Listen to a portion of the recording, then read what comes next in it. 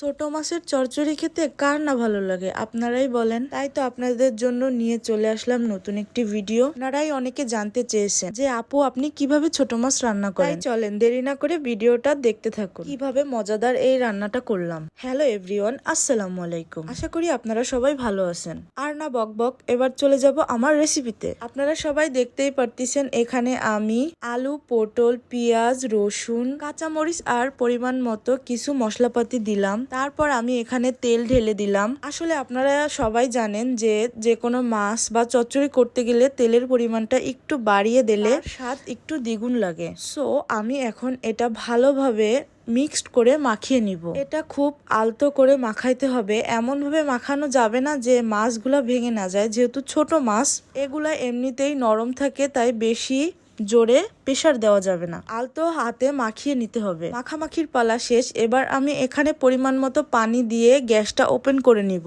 ও আপনাদের দেখতে হবে এখানে বেশি পাওয়ার দেওয়া যাবে না, এখানে অল্প পরিমাণ আগুনের তাপটা বাড়িয়ে নেবেন। এবার আমি ঢেকে দিব। ফিরে আসলাম কয়েক মিনিট পর। আপনারা সবাই দেখতেই পারতেছেন কি সুন্দর কালার হয়েছে।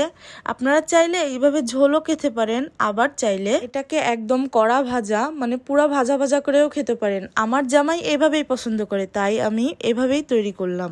আপনারা দেখতেই পারতেছেন কি সুন্দর হয়েছে কালারটা। তাই আর দেরি না করে আপনারা এখনই চলে যান রান্নাঘরে, আপনাদের জামার জন্য তৈরি করেন পুঁটি মাছের চচ্চড়ি। ধন্যবাদ।